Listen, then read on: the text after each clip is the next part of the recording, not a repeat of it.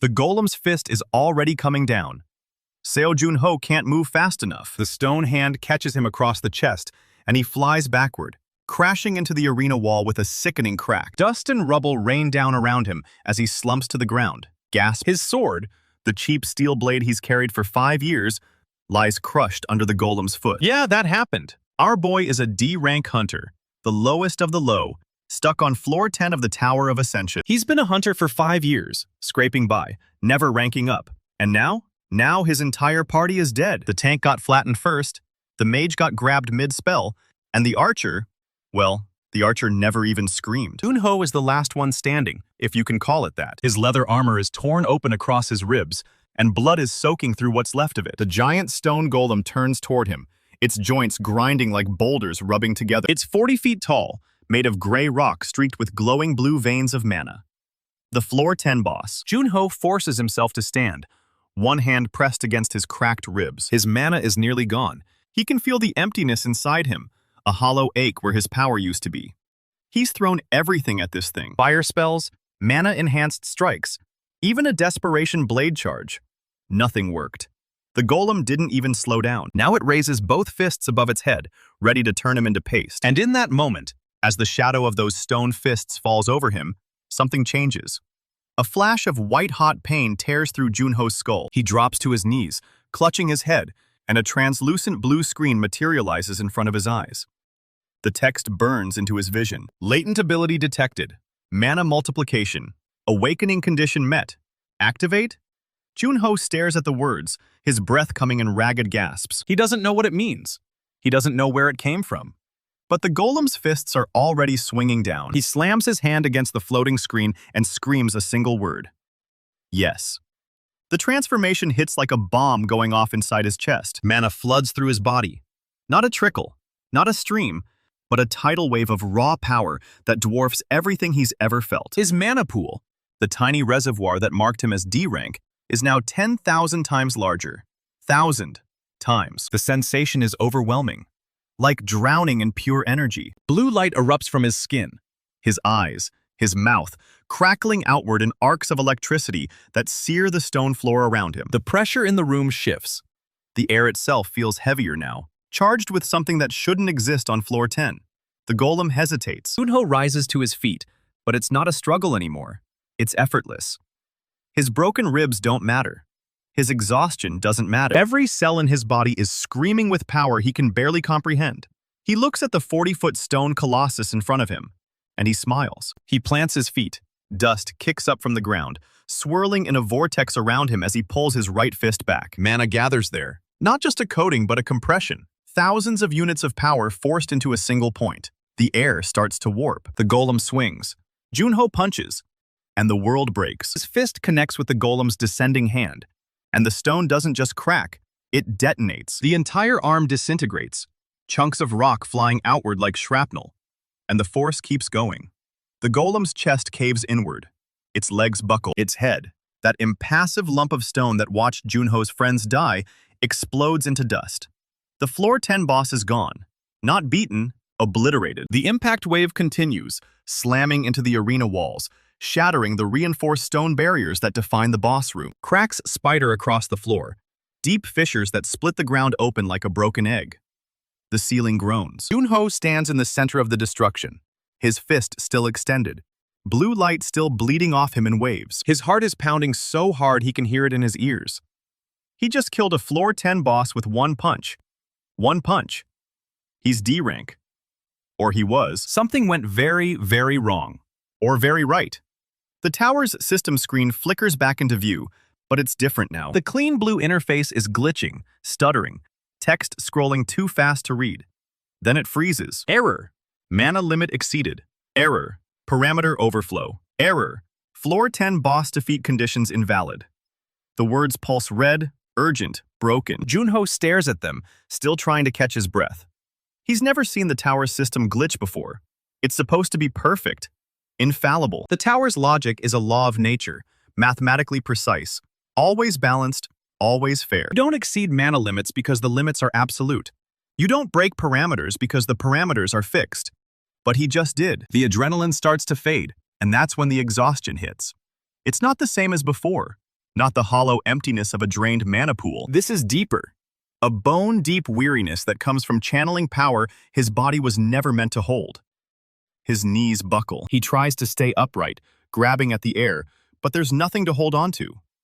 The blue light around him flickers once, twice, and dies. Jun-ho collapses face first onto the shattered stone floor. The last thing he sees before his vision goes dark is the system screen. It's still glitching, still flashing that same message. Error.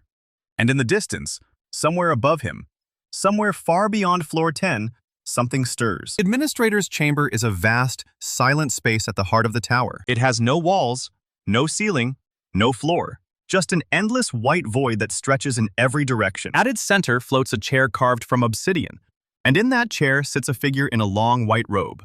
The administrator. He is not human, not exactly. His face is smooth and featureless, a blank mask of porcelain that reflects nothing. He does not sleep. He does not rest. He watches. And at this moment, he is no longer watching the routine data streams of hunters climbing floors. A new alert has appeared on his display. A red pulse at the very edge of his awareness. Floor 10, anomaly detected. Hunter, Seo Jun-ho, rank D. Status, mana multiplication activated. Multiplier, 10. 000x. The administrator tilts his head.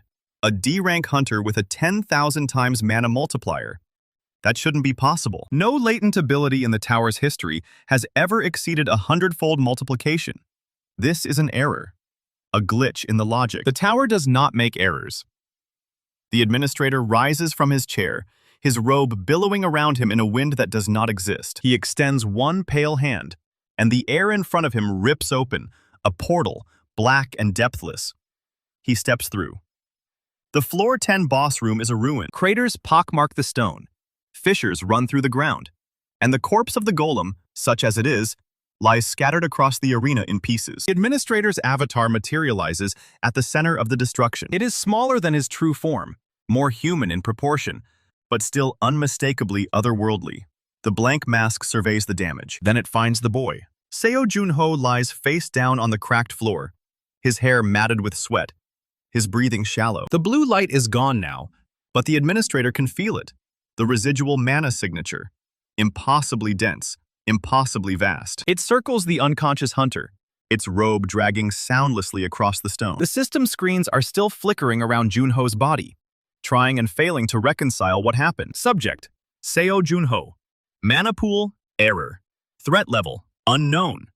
The administrator stops, looks down at the boy who just shattered the tower's logic with a single punch. And it does something it has not done in 1,000 years. It speaks aloud. Interesting. The administrator's avatar raises its hand, and a new system window appears. This one gold, not blue, marked with the highest clearance level. It types a single command into the interface. Flag, subject, priority observation, authorization, administrator level 0. Continue monitoring. The window dissolves. The administrator stands there for a moment longer, staring at the unconscious boy. Then it turns, steps back through the portal, and vanishes. The boss room falls silent. Only the faint crackle of damaged stone and the slow, steady breathing of the hunter remain.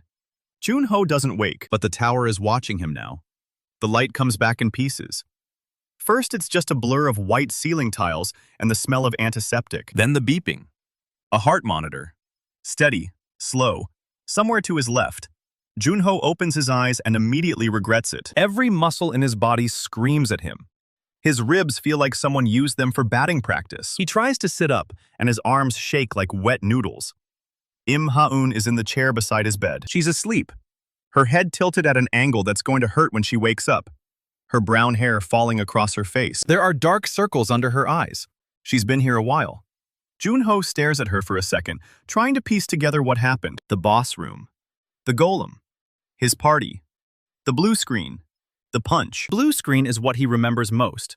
That translucent window. The words, mana multiplication. The confirmation prompt. And then the flood of power that hit him like a dam breaking. He looks down at his hands. They're bandaged, but they're still there. Still whole. Still his. Ha-eun stirs. She blinks, sees him awake, and her eyes go wide. Then she's crying. Not the pretty kind of crying either. Full-on ugly sobbing. Tears and snot. her shoulders shaking. She grabs his hand and holds on like he's going to disappear if she lets go. "You idiot!" she manages between sobs. She asks him what he was thinking, fighting a floor 10 boss alone, without a proper party, without backup, without telling anyone. Jun-ho wants to answer, but his throat is dry as sand. He croaks something unintelligible. Ha-eun shoves a cup of water at him so fast he nearly chokes. She tells him he's been unconscious for 3 days. 3 days. The Hunter Association sent a retrieval team.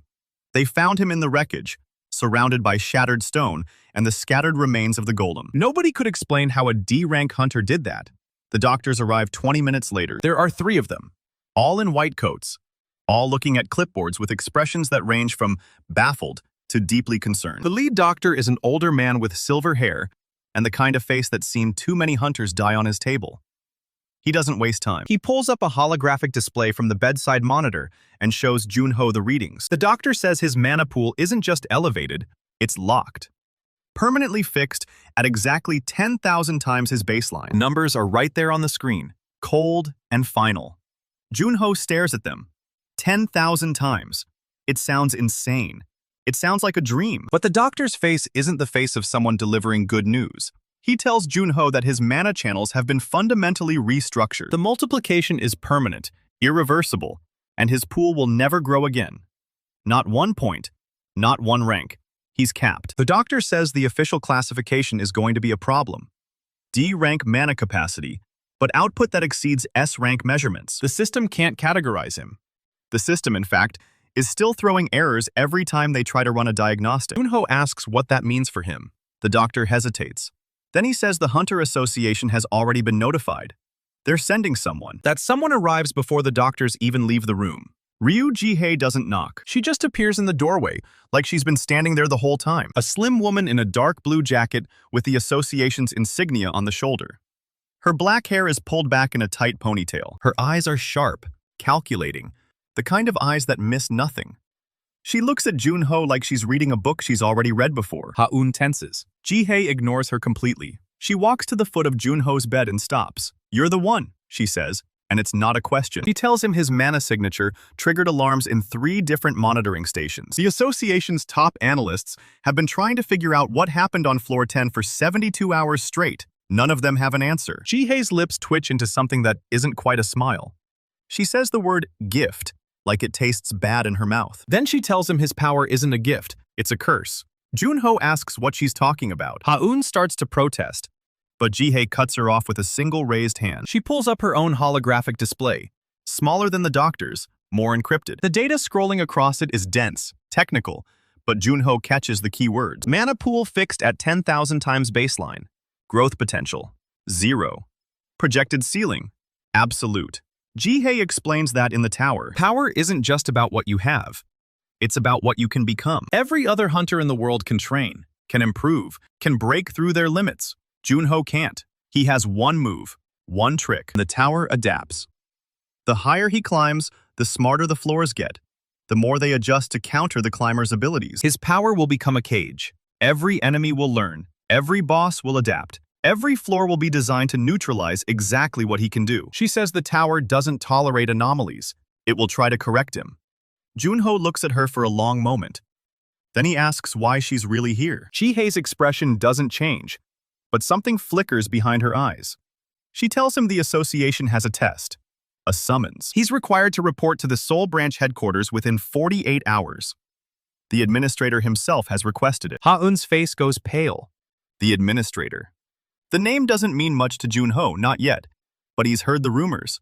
Some kind of overseer, some kind of system enforcer. Nobody really knows what it is. Ji-hye turns to leave, her boots clicking on the hospital tile. She pauses at the door. Without looking back, she says one more thing. She tells him to be careful. The last hunter who broke the tower's logic didn't survive the month, and then she's gone. The Hunter Association headquarters is a towering black monolith in the center of Seoul, a building that looks less like architecture and more like a statement. Jun-ho stands in front of it 2 days later, still sore, still bandaged under his clothes, but upright. Ha-eun insisted on coming with him. She's beside him now, her jaw set, her hands clenched into fists at her sides. She looks like she's ready to fight the whole building. Jun-ho tells her to stay outside. She refuses. They walk in together. The lobby is all glass and steel, cold and efficient, filled with hunters of every rank hurrying between checkpoints. A receptionist directs them to the 15th floor. The elevator ride is silent. The doors open onto a training arena, vast, circular, ringed with observation decks that rise 3 stories high. At the center of the arena stands a man. Baek Do-hyun is built like a weapon, tall, broad-shouldered, with close-cropped black hair and a scar that runs from his left temple down to his jaw. He's wearing the insignia of an A-rank hunter on his chest. He's been waiting. He looks Jun-ho up and down with the kind of calm that only comes from someone who's never lost a fight he cared about. He says he's heard about floor 10. He says he's curious. Then he drops into a fighting stance. The test is simple. Sparring match. No rules except one. Survive. Baek moves first. He's fast. Way faster than any A-rank should be. Faster than Jun-ho can track with his eyes. The first punch catches Jun-ho in the shoulder and sends him skidding across the arena floor. The second one he blocks, but his arms go numb from the impact. Baek isn't just strong. He's precise. Every strike lands exactly where he wants it to. Jun-ho activates his mana. 10,000 times his baseline floods through his channels, and the arena shakes. The air around him ripples. The observation decks rattle. Baek stops. He tilts his head, and then he smiles. He says something that makes Jun-ho's blood run cold. He says it's interesting. He says he's never seen mana like that before. And then Baek Do-hyun activates his own ability. It's called Copy. Shimmer runs over Baek's body, a distortion in the air like heat rising off asphalt. His mana signature shifts. It doubles. It triples. It spikes to the exact same 10,000 times baseline that Jun-ho is running. Baek has copied him. Perfectly. Completely. The same power. The same amplification. The same impossible flood of mana that shouldn't exist outside of Jun-ho's own body. Jun-ho stares at him. His fist, his own technique. Baek is faster. He closes the distance in a blink and drives his knuckles into Jun-ho's stomach. The impact sends shockwaves through the arena. Jun-ho doubles over, gasping, the air punched out of his lungs. Ha-eun screams his name from somewhere behind the barrier. Baek doesn't let up. He follows with a knee to the chest, then an elbow to the back of the head. Jun-ho hits the ground. The stone cracks beneath him. He tries to roll, tries to get his feet under him, but Baek is already there. Another kick. Another. Jun-ho's vision goes white at the edges, but he's still thinking. Because Baek copied his power, but that's all he copied. The mana, the multiplier, not the experience, not the desperation, not the moment in the boss room when Jun-ho's back was against the wall and his party was dead, and he had nothing left except the will to throw one. More punch. Baek has the tool, but he doesn't know what it costs to get it. Jun-ho stops trying to dodge. He takes the next hit on purpose. Baek's fist connects with his ribs, the same ribs that are still cracked from the golem, and the pain is blinding. But it gives Jun-ho an opening, a half second where Baek's momentum carries him forward, where his weight is committed, where his stance is just slightly off. Jun-ho grabs Baek's wrist. He doesn't punch. He doesn't blast him with mana. He just pulls. Baek stumbles forward, off balance for the first time in the fight. Jun-ho uses the momentum to sweep his legs. Baek hits the ground. Before he can recover, Jun-ho is on top of him, one knee on his chest, one hand pressed flat against his sternum. Mana gathers in Jun-ho's palm. Not a blast, just pressure. Enough to let Baek feel it. Enough to make the point. Jun-ho asks if that's enough. Baek stares up at him. The copy ability is still active. The same mana, the same power, the same impossible amplification. But Baek is on the ground, and Jun-ho is standing over him. After a long moment, Baek laughs. It's a short, surprised sound, like he didn't expect to make it. He says he concedes. The test is over. The barrier around the arena drops. Ha-eun is the first one through, running toward Jun-ho with her healing magic already glowing in her palms. But Jun-ho isn't looking at her. He's looking at the observation deck, because a figure has appeared there, in the highest seat, the one that was empty a moment ago. White robe, blank porcelain mask. The administrator. It doesn't move. It doesn't speak, but a system window appears in front of Jun-ho, gold, not blue, marked with the highest clearance level. The text is brief. Subject Seo Jun-ho. Test complete. Threat assessment? Confirmed. Priority observation. Continuing. The administrator tilts its head. Just slightly. The same gesture it made in the boss room. Then it speaks. Its voice flat and cold, carrying across the arena without effort. It says his power threatens the tower's logic. It says anomalies are corrected. It says he will be watched. And then the administrator is gone. The observation deck is empty again, as if no one was ever there. Jun-ho stands in the center of the cracked arena. Ha-eun's healing magic washing over him. Baek still on the ground behind him. The test is over, but the real fight hasn't even started. Jun-ho stands in the center of the cracked arena. Ha-eun's healing magic is the only warm thing in the room. Baek is still on the ground behind him, laughing that short, surprised laugh. The administrator's words hang in the air like frost. Anomalies are corrected. Jun-ho looks at the empty observation deck. He looks at his bandaged hands. He looks at Ha-eun, whose eyes are still red from crying. And then he says it. He says he's climbing the tower, not for the association, not for a rank, not to prove anything to the administrator. He's climbing because that's what hunters do. Ha-eun stares at him like he's lost his mind. She points out that he almost died 3 days ago. She points out that the tower itself just declared him a threat. She asks if he's really going to ignore a direct warning from the administrator. Jun-ho doesn't answer right away. He flexes his fingers, feeling the mana still humming beneath his skin. 10,000 times his baseline, locked forever. No growth, no second chances, no room for error. But it's his. He tells Ha-eun he's not ignoring the warning. He's accepting it. The administrator called him an anomaly. Fine. Anomalies don't follow the rules. Anomalies break them. Ha-eun closes her eyes for a long moment. Then she opens them and says she's coming with him. Jun-ho tells her no. It's too dangerous. She's a healer, not a frontline fighter. And the tower is already targeting him. Ha-eun grabs his wrist. Her grip is stronger than it should be for someone who spent 3 days sleeping in a hospital chair. She says she didn't stay by his bed for 72 hours just to watch him walk into a death trap alone. She says he's an idiot if he thinks she's letting him out of her sight. Jun-ho looks at her. Really looks at her. The brown hair falling loose from her ponytail, the dark circles under her eyes. The way her healing magic still hovers over his ribs. He exhales. He tells her she's impossible. She says she knows. And just like that, his party has its first member. The second member comes 3 days later. Jun-ho is in the association's training wing, running through basic drills. His ribs are healed, but his muscles are still stiff, and his mana control is sloppy. The doctors warned him that a fixed pool means fixed output. He can't train his way to better efficiency. He can only learn to aim what he already has. A kid is watching him from the doorway. Jun-ho notices him between sets, young, maybe 17. With sharp eyes and the kind of restless energy that comes from being too talented for your own good. The kid introduces himself as Kang Min-seo. He says he's a B-rank hunter, youngest in his class, top marks in every category. Jun-ho asks what he wants. Min-seo says he saw the sparring match against Baek Do-hyun. He says he's never seen anyone fight like that. Not the power. The power was insane. Obviously, everybody saw the power. But the way Jun-ho won. The grapple, the sweep, the patience. Min-seo says most hunters with that kind of mana would have just kept punching until something broke. Jun-ho didn't. Jun-ho thinks about it. He knows what he's about to do is selfish. Bringing a kid into a fight against the tower's own administrator is reckless. But Min-seo is already stepping forward. Already talking about formations and support roles, and how his specialty is mana amplification. He can boost other hunters' output by linking his channels to theirs. Jun-ho stops him. He tells Min-seo the truth. The administrator has flagged him as a threat. The tower is going to throw everything it has at him. Anyone who joins his party is painting a target on their own back. Min-seo grins. It's the grin of someone who has never lost a fight and is dying to find one that might actually challenge him. He says that sounds perfect, and that's how the party gets its second member. 3 days after that, they enter the tower. Floors 11 through 15 are supposed to be intermediate territory. C-rank hunters usually run them in pairs, picking off mid-tier monsters and grinding for experience. Jun-ho's party clears floor 11 in 40 minutes. Floor boss is a giant serpent with scales that reflect magic.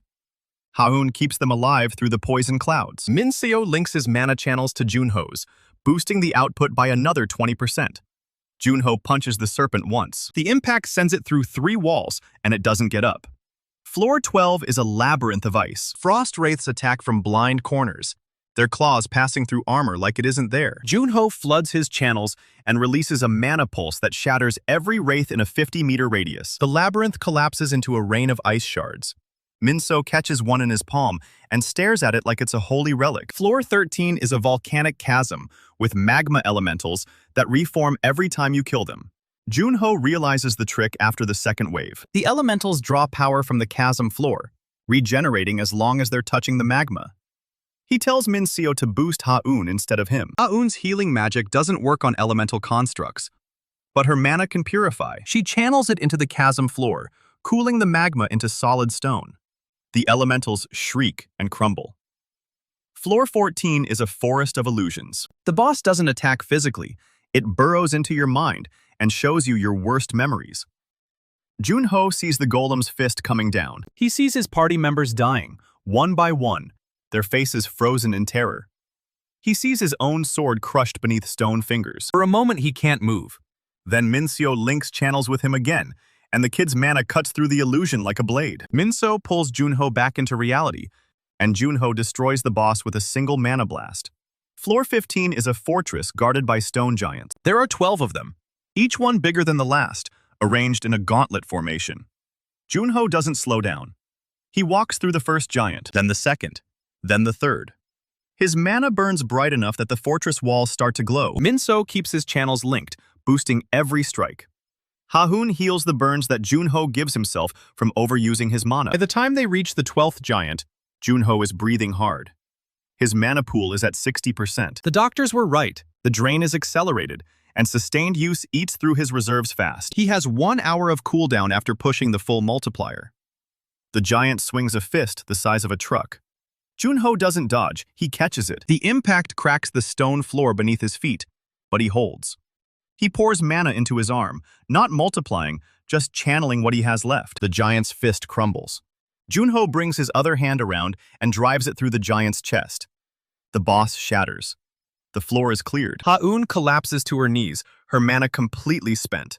Min Seo is grinning, sweat pouring down his face, his channels fried from overlinking. Jun-ho stands in the wreckage of the fortress, his bandaged hands trembling. They've cleared 5 floors in a single day. That's not normal. It's not even close to normal.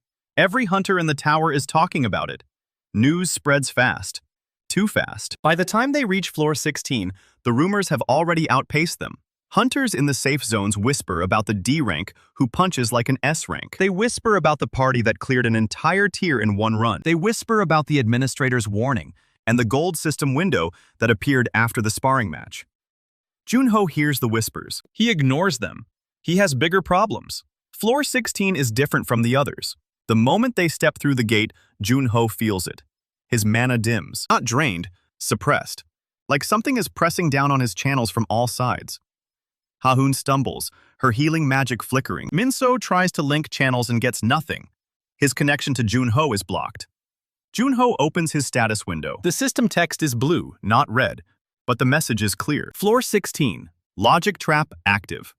Adaptive suppression protocol engaged. Mana output restricted to 5% of maximum. Jun-ho does the math. 5% of 10,000 times his baseline is still 500 times his baseline. That's more than enough for a normal floor. But floor 16 isn't a normal floor. The first enemy appears before he can finish the calculation. It's a construct, humanoid, made of shifting black metal that reshapes itself with every step. It doesn't attack. It watches. Jun-ho throws a mana blast at 50% of his restricted output. The construct catches it. The black metal absorbs the mana and reconfigures, growing thicker, denser. Ha-eun shouts a warning. The constructs adapt to incoming magic. They feed on it. The more mana you throw at them, the stronger they get. Jun-ho stops firing. He studies the construct. It mirrors his stance, his posture, the angle of his shoulders. X copy ability did the same thing. But this is different. This isn't copying his power, it's copying his strategy. The floor is learning how he fights. Min Seo asks what the plan is. Jun-ho thinks about Yeon-woo, the mentor he hasn't met yet, the lessons he hasn't learned. He thinks about what an S-rank veteran would tell him right now. Power without wisdom is dangerous. He doesn't know those words yet, but he feels them. He tells Min Seo and Ha-eun to fall back. They're not going to fight these constructs head-on.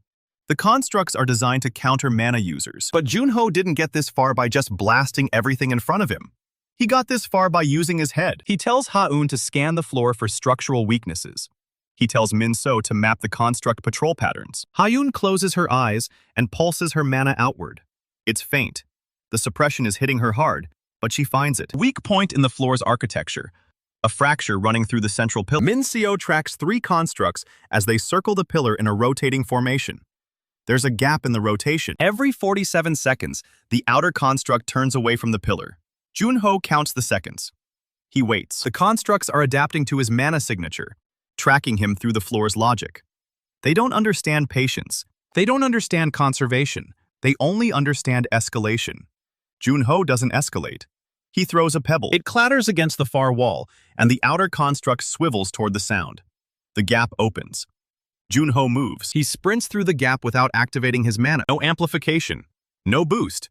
Just his own 2 legs and the cracked ribs that are finally healed enough to let him run. He reaches the central pillar. He presses his palm against it and releases a single burst of mana.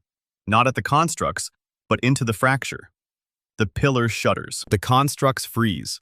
Their black metal bodies ripple, recalibrating, trying to adapt to an attack that isn't aimed at them. They can't. Because Jun-ho isn't fighting them. He's fighting the floor. The second burst widens the fracture. The third one shatters the pillar completely. The ceiling groans. Dust pours down from above. Jun-ho shouts for Ha-eun and Min-seo to get behind him. They do. The constructs rush toward the collapse, their programming overridden by the need to protect the floor's structural integrity. Too late. The ceiling comes down. Tons of stone and metal bury the constructs, crushing their adaptive forms into scrap. The floor's logic trap is broken. Suppression field flickers and dies. Jun-ho's mana floods back into his channels at full strength. He doesn't use it. He doesn't need to. The boss gate opens at the far end of the chamber. Floor 16's final challenge, waiting behind a door of black iron. Jun-ho checks his reserves. 52%. He's been careful, conserving every drop, using it only when absolutely necessary. The cooldown from the fortress gauntlet has reset. He's ready. The boss is a massive war golem, similar to the one on floor 10, but sleeker, more advanced. Its body is made of the same adaptive black metal as the constructs. Its eyes glow with the same cold logic. Jun-ho knows what it's going to do before it does it. It's going to study him. It's going to counter his mana. It's going to adapt to every attack he throws. So he doesn't throw attacks. He throws Ha-eun, not literally. He tells her to run a distraction, to pulse her healing magic in erratic bursts that make the golem's sensors spin. She does it without hesitating. Her mana flickers and flares, bouncing off the walls in random patterns. The golem's head swivels, tracking signals that don't lead anywhere. Min-seo links channels with Jun-ho one more time. The boost is shaky. The kid's exhausted. His channel's raw from the earlier run. But it's enough. Jun-ho activates his mana. Not 10,000 times. Not even 1,000. He activates it at exactly the level he needs to shatter the golem's knee joint. One precise, surgical strike. The golem collapses. Before it can adapt, before it can regenerate, Jun-ho is already at its core. He drives his fist through the chest plate and crushes the mana crystal inside. The golem shudders once and goes still. Floor 16 is cleared. Jun-ho stands over the wreckage, breathing hard, his mana pool at 43%. Ha-eun limps over, her mana so drained she can barely heal her own blisters. Min-seo collapses onto his back, staring at the ceiling, laughing. He asks if every floor is going to be like that from now on. Jun-ho says probably worse. Min-seo laughs harder. That's when the system window appears. Gold, not blue, highest clearance. The text is brief. Subject, Seo Jun-ho. Logic trap bypassed. Adaptive countermeasures, failed. Threat assessment, escalating.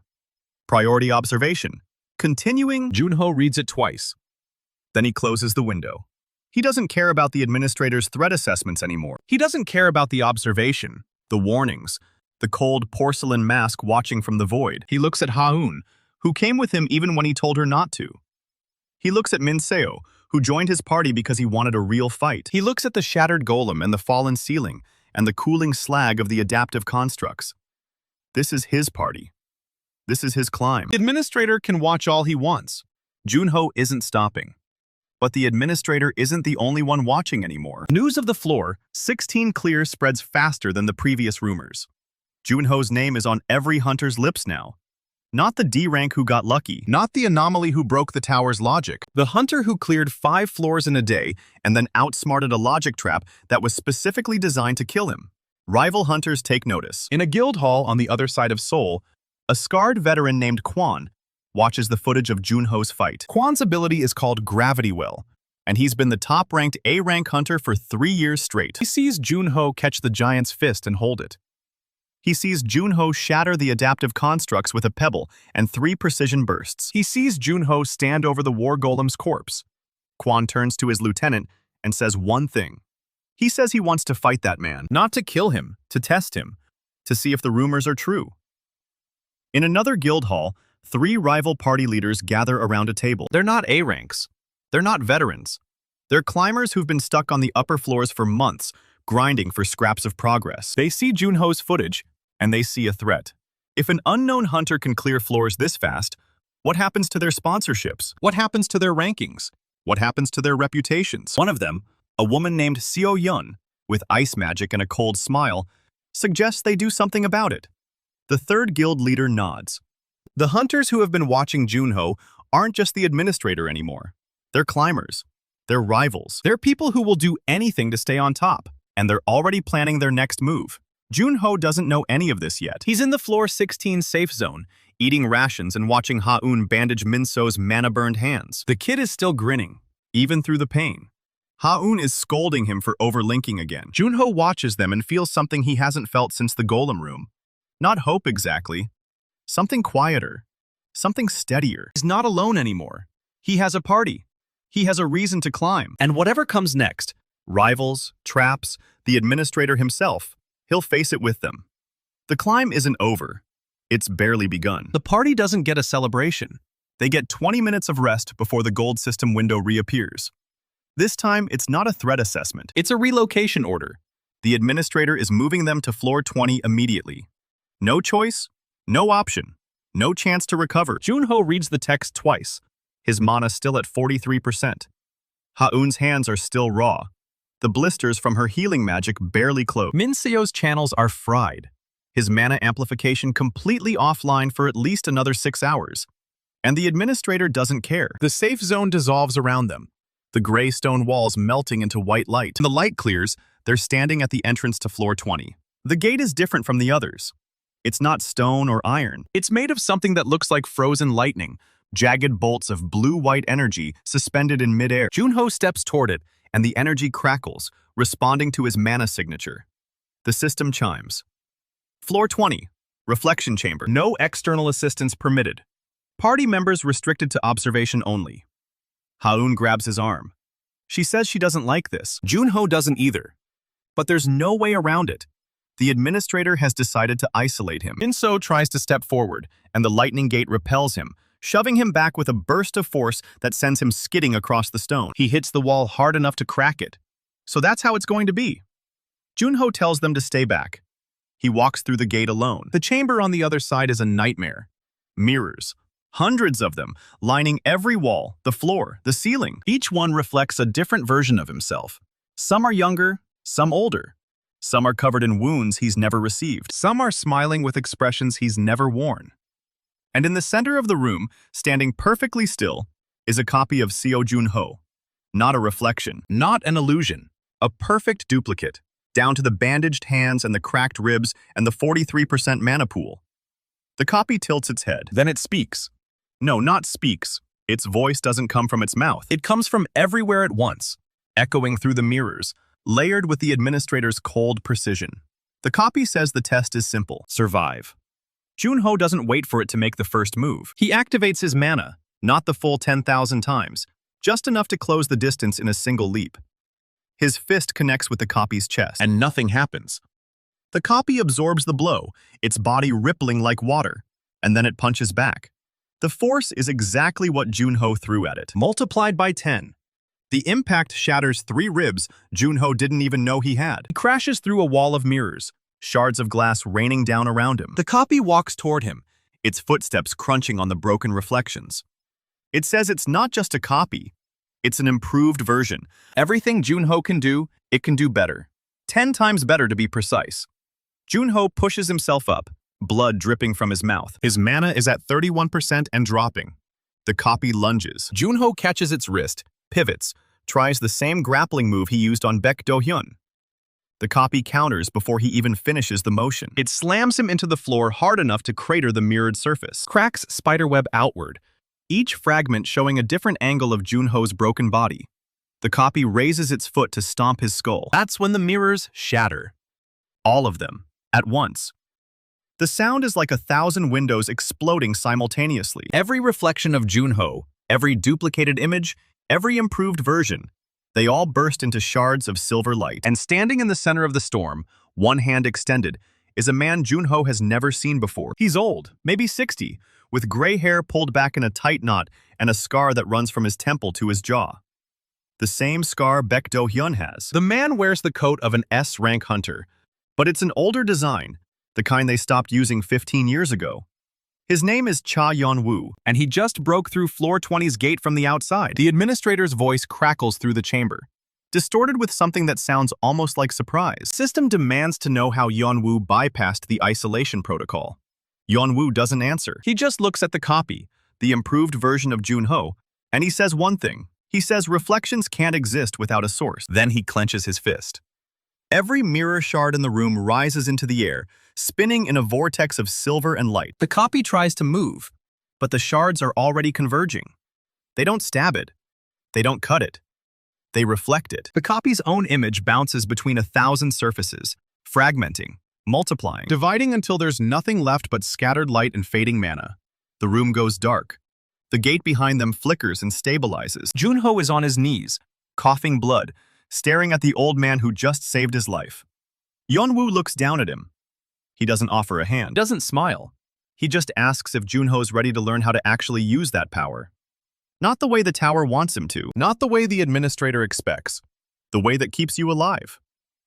Jun-ho manages to get to his feet. Ha-eun bursts through the gate, The isolation protocol broken, and immediately starts healing his ribs. Min-seo limps in behind her, Eyes wide as he takes in the shattered chamber and the old hunter standing in the middle of it. Yeon-woo tells them to save their mana. They're going to need it, because the administrator isn't done. And floor 30 is already waiting. Jun-ho asks who he is. The old hunter finally introduces himself. Cha Yeon-woo, formerly the third-ranked S-rank hunter in Korea, Tired for 12 years, living off the grid in a cabin in the mountains. Until 2 days ago, when every system screen in the country started broadcasting Jun-ho's fight on floor 10. Yeon-woo says he recognized the power immediately. Not the multiplication, the pattern, the way the tower glitched, The way the administrator responded. He's seen it before, 40 years ago, when he was the one standing in Jun-ho's place. The revelation hits Jun-ho like a physical blow. Yeon-woo had the same power, the same multiplication, the same glitch, The same administrator watching from the void. and he asks the question Jun-ho's been afraid to ask since the doctors told him his mana was locked. What happened to Yeon-woo's power? The old hunter's expression doesn't change, but his mana flickers, just for a moment. Just enough for Jun-ho to feel it. Yeon-woo's mana pool is normal, baseline, no multiplication, no amplification. He lost it. He gave it up. And he's been living as a normal hunter ever since. Jun-ho asks why. Yeon-woo says he'll show him. But first, they need to survive floor 30. The administrator's system window appears in front of them. It's not gold, it's red. Interference detected. Protocol adjustment. Floor 30. Difficulty maximum. Jun-ho recognizes the pattern. The administrator isn't testing him anymore. He's trying to kill him. But now, Jun-ho isn't alone. He has Ha-eun and Min-seo, And he has Cha Yeon-woo. the only hunter who's ever walked the same path and lived to tell about it. The party moves toward the floor 30 gate. A massive archway of black stone that pulses with a slow, rhythmic beat. Like a heart. Like the tower itself is alive and waiting. Yeon-woo explains the floor's gimmick before they enter. The boss on floor 30 is called the Mirror Knight. It doesn't attack directly. It reflects. Every spell, every blade, every burst of mana, it bounces back at the caster with twice the force. You can't overpower it. You can't outlast it. The only way to beat it is to make it reflect something that destroys it. Jun-ho asks, what kind of thing could destroy something that reflects everything? Yeon-woo says, the truth. The Mirror Knight reflects power. It can't reflect weakness. It can't reflect vulnerability. It can't reflect something that isn't an attack. Jun-ho understands. They're not going to fight the Mirror Knight. They're going to show it something it can't defend against. The party passes through the black stone archway. Floor 30 is a cathedral. Vaulted ceilings rise into darkness, supported by pillars of black glass. Floor is polished obsidian. So perfect it reflects their faces in sharp detail. In the center of the cathedral, Kneeling as if in prayer, is the Mirror Knight. It's not a construct. Not a golem. It's a man in armor of polished silver, every surface a perfect mirror. Its helmet is faceless, just a smooth curve of reflective metal. It doesn't move when they enter. It doesn't speak. It just kneels there, waiting. Jun-ho steps forward. He doesn't activate his mana. He doesn't raise his fists. He walks toward the mirror knight with his hands open and his guard down. Ha-un screams his name. Min Seo takes a step forward. But Yeon-woo stops him. The mirror knight rises. It towers over Jun-ho, at least 10 feet tall in its silver armor. It raises its sword, a blade of pure reflective light. Jun-ho stops. He looks at his own reflection in the knight's polished chest plate. and he speaks. He tells the mirror knight what he's never told anyone. Not Ha-un. Not Min Seo. Not even himself. He says he's afraid. He says he doesn't know if he can control the power. He says every time he activates the 10,000 times, he feels like he's going to lose himself. Like he's going to become something that isn't human anymore. Like the administrator was right about him. The mirror knight freezes. Its sword wavers. The reflection magic feeds on attacks, On power. On aggression. It doesn't know what to do with confession. With vulnerability. with a man standing in front of it, Unarmed, admitting he's terrified. Yeon-woo was right. The mirror knight can't reflect weakness. because weakness isn't a weapon. It's a truth. The silver armor cracks. A hairline fracture runs from the knight's chest to its shoulder. Jun-ho keeps talking. He talks about his father, whose mana reflux syndrome put the family in debt. He talks about the years of being a D rank, The lowest of the low. He talks about watching his first party die on floor 10. He talks about the weight of the administrator's gaze. The constant feeling of being watched and judged and found wanting. Every word is a new crack in the armor. Every truth is something the mirror knight can't counter. And when Jun-ho finally runs out of words, When he's standing there with tears running down his face and his mana pool completely dormant, the mirror knight shatters. the silver armor explodes outward, shards of reflective metal raining across the cathedral floor. Inside the armor, There's nothing. Just empty space. Just the echo of a power that couldn't comprehend weakness. The system chimes. Floor 30 cleared. method. Truth. Assessment. Unclassified. Jun-ho drops to his knees, exhausted. Not from mana drain, he never activated it. From the weight of everything he just said, Ha-un reaches him first. She wraps her arms around him and doesn't say anything. She doesn't need to. Min Seo stands a few feet back, Looking at Jun-ho with something new in his eyes. Not admiration, not hero worship, something deeper. Respect. Yeon-woo walks over to the scattered shards of the mirror knight's armor. He picks one up, turns it over in his hand. Then he looks at Jun-ho. He says he's been waiting 40 years to see someone do that. To see someone figure out that the tower can't be beaten with power alone. Jun-ho asks if that's how Yeon-woo lost his. The old hunter doesn't answer right away. He sits down on a fallen pillar of black glass, The cathedral is silent. except for the distant hum of the tower's systems. And then Yeon-woo tells the story he hasn't told anyone in 40 years. He awakened with mana multiplication when he was 23. The first hunter ever to break the tower's logic. The first hunter the administrator flagged for observation. He climbed fast, cleared 50 floors in 3 years, became the top-ranked S rank in the country.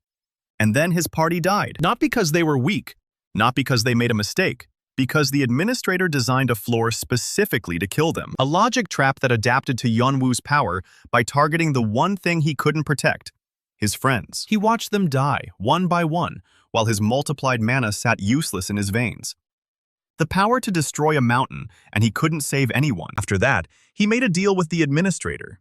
Not a betrayal, a trade. His power for his life. The administrator agreed. stripped his mana multiplication out of him.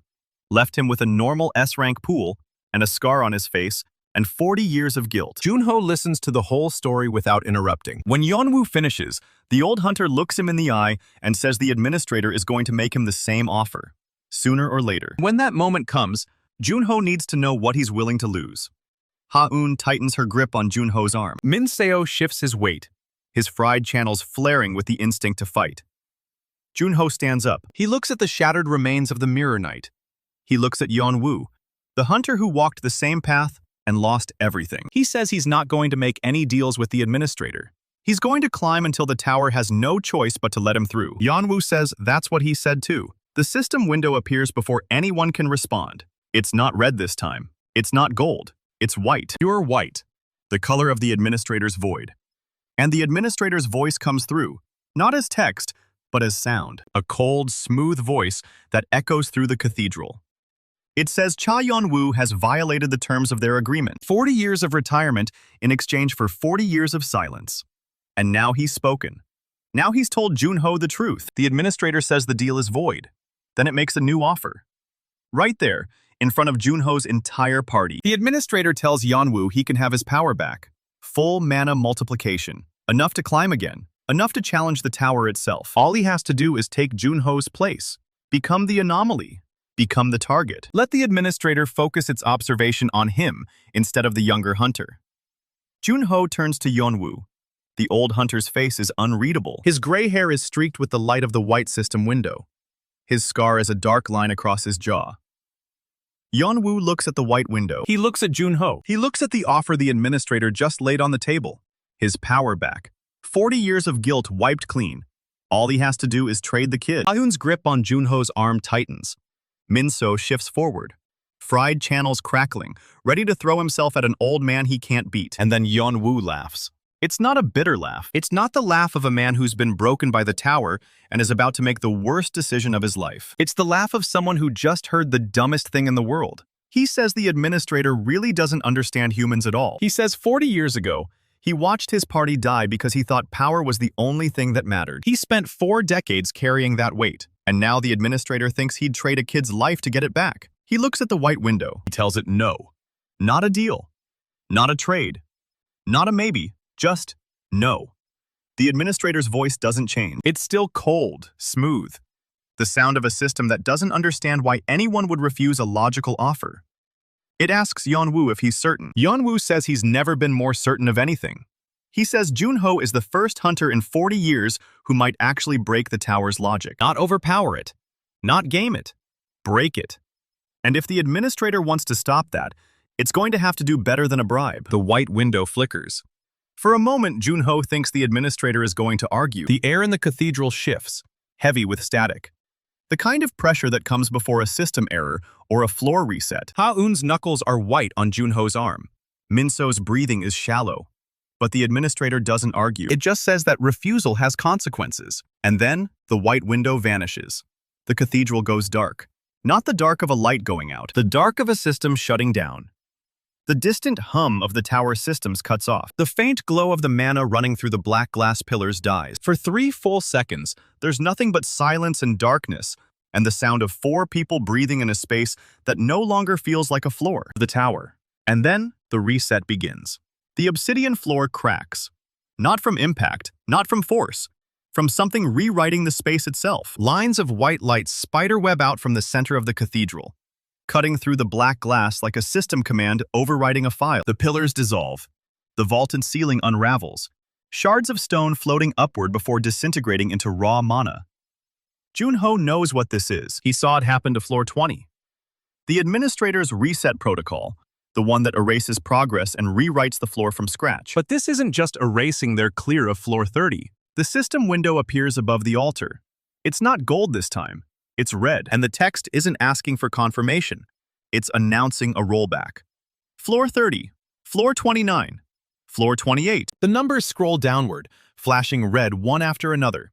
Every floor Jun-ho's party cleared in the last 3 days being stripped away. The serpent of floor 11, the ice wraiths of floor 12, the magma elementals of floor 13. All of it, undone. Min-seo shouts that the administrator can't do this. Yeon-woo says it can. He says that's what the administrator does. It doesn't fight climbers. It erases them. It rewrites the rules until the climber runs out of options, out of time, out of people. Then the reset hits. Floor 10. Jun-ho feels it before he sees the numbers. A pull in his gut. The same pull he felt when the system activated his mana multiplication and flooded his body with power. Except now it's pulling backward. His mana pool, all 10,000 times of it, drops by 5%. Not drained by use, erased by the rollback. He yells at the others to get back. The cathedral finishes dissolving. The floor beneath them becomes a flat plane of white, the administrator's void bleeding through into the tower. And in the center of that void, something rises. It's the Mirror Knight, but not the Mirror Knight they just defeated. This one is bigger. 10 feet tall becomes 15. The silver armor is now white, administrator white. the blank porcelain color of the mask that watches Jun-ho from every system window. The sword isn't reflective light anymore. It's a blade of pure red error text, glitching and buzzing with the same energy as the rollback countdown. The administrator's voice echoes from everywhere and nowhere. It says, Floor 30 has been reset. Boss encounter, reinitialized. Difficulty, adjusted for target profile. Jun-ho understands. The administrator didn't just erase their progress. It rewrote the boss, tailored it. The same way it tailored the floor that killed Yeonwoo's party 40 years ago. The new Mirror Knight takes a step forward. The obsidian shards still scattered around the white floor rise into the air. They orbit the knight in a slow spiral, each one catching the red light of its error text sword. The thing moves like it already knows exactly how Jun-ho is going to fight, because it does. The administrator has been watching him for days. Every punch, every grapple, every trick. It knows his patterns. It knows his mana cap. It knows his cooldown. Yeonwoo tells Jun-ho to take the others and run. Jun-ho says he's not leaving him. Yeonwoo says this isn't a negotiation. He says the administrator wants Jun-ho dead or broken. And right now, it's willing to settle for either. He says the only way to win this fight is not to fight it. Not here. Not now. The Mirror Knight lunges. Yeonwoo moves before Jun-ho can argue. He doesn't have mana multiplication anymore. He doesn't have 10,000 times anything. He has an S-rank pool that's been dormant for 40 years, a scar on his face. The accumulated experience of a hunter who's seen every dirty trick the tower has ever pulled. And that's enough. He sidesteps the knight's first strike. The red arrow blade carves a trench through the white floor where he was standing a half-second earlier. The obsidian shards fire toward him like a scattergun. Yeonwoo twists, dodges 3, catches the 4th on his forearm. It embeds in the bone. He doesn't slow down. He shouts at Jun-ho again. Go, now! Jun-ho grabs Ha-eun's wrist. Min-seo is frozen, Watching the old hunter fight a boss designed to kill him. Jun-ho yells Min-seo's name. The kid snaps out of it. They run. The exit gate is forming at the edge of the void. A standard blue portal, the kind that appears after every floor clear. Only this one is flickering, unstable. The edges fraying with red error text. The administrator's reset is still rolling back. Portal won't hold for long. Behind them, Yeonwoo is still fighting. He doesn't have the power he used to. He can't obliterate the knight with a single punch. He can't shatter the arena with multiplied mana. But he doesn't need to. He's not trying to win. He's trying to buy time. The Mirror Knight swings its arrow blade in a horizontal arc. Yeonwoo ducks under it, steps inside the knight's guard, and drives his fist into the seam between its chest plate and its shoulder. It's the same move Jun-ho used on Baek Do-hyun in the training arena.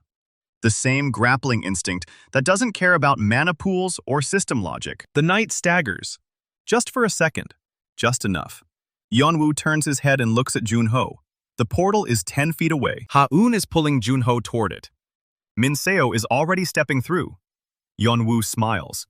He says he told Jun-ho not to make the same mistakes he did. He says watching your party die isn't the worst thing that can happen to a hunter.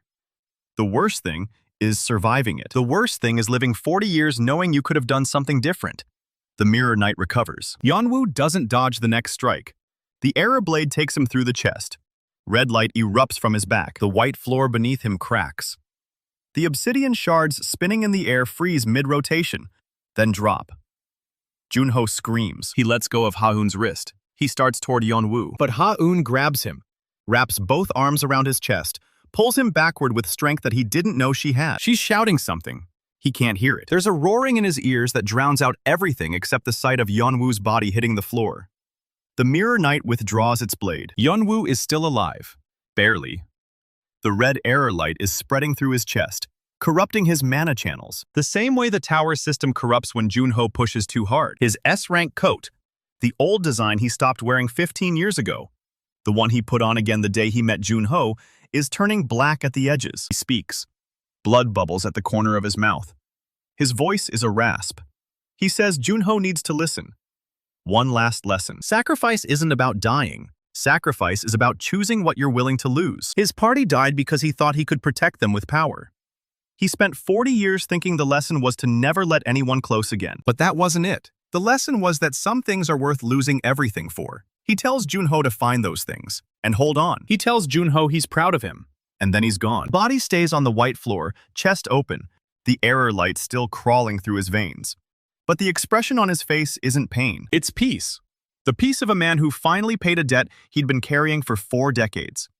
Ha-hoon pulls Jun-ho through the portal. The last thing he sees is the mirror knight stepping over Yeon-woo's body, turning toward the gate, its blank white face reflecting nothing at all. And then the portal closes. They land in the safe zone between floors, or what used to be a safe zone. The walls are gray.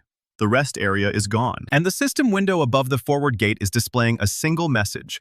All progress floors 1 through 40 has been rolled back. Min-seo is on his knees. Ha-eun's hands are shaking. Jun-ho is standing in the middle of the gray room, staring at the closed portal behind him, still seeing Yeon-woo's body on the white floor, still hearing his last words. The administrator's voice comes through the system window. It doesn't gloat. It doesn't threaten. It just states facts. It says Cha Yeon-woo has been permanently removed from the tower's active roster. It says the rollback of floors 1 through 40 is now complete. It says Seo Jun-ho's party is currently at floor 0, tower entrance level, with all progress erased. And then it adds one more thing. It says the offer still stands. Anomaly classification can be revoked. Observation can be lifted. Jun-ho's party can climb again, from the beginning, with no interference from the administrator. All he has to do is surrender his power. The white window appears. The same white window that appeared in front of Yeon-woo. The same dead space asking for confirmation. Jun-ho looks at Ha-eun says his name, quiet, like she's afraid he's going to say yes. Min-seo pushes himself to his feet, wincing. He says Jun-ho can't take that deal. Not after everything. Not after Yeon-woo just died to prove that the administrator's offers are poison. Jun-ho doesn't answer. He walks toward the forward gate, the one that leads to floor 1, the one that the system now says is locked until the rollback is fully processed. He presses his palm against it. The metal is cold. The lock icon blinks red. He thinks about Yeon-woo's last lesson. Sacrifice isn't about dying.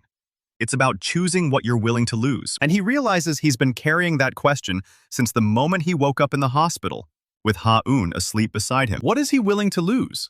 His power? The thing that let him punch through a golem and shatter a floor? Thing that the administrator is so afraid of that it erased 40 floors just to slow him down? No.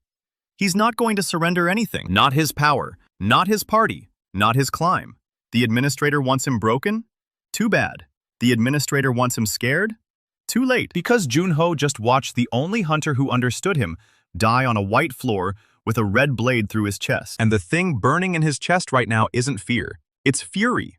He turns away from the gate. He looks at Ha-eun. He looks at Min-seo. He says they're going to climb again. From floor 1. They're going to climb faster than the administrator can reset, harder than it can adapt, smarter than it can predict. When they reach the top, he's going to tear the administrator's white void apart with his bare hands. Ha-eun's eyes are wet. But she's not crying. She's nodding. Min-seo wipes his nose with the back of his hand. He's 17 years old. His channels are still fried, and he just watched a legend die. But he looks at Jun-ho the same way he looked at him after the Baek-do-hyun fight. Like Jun-ho is something worth following.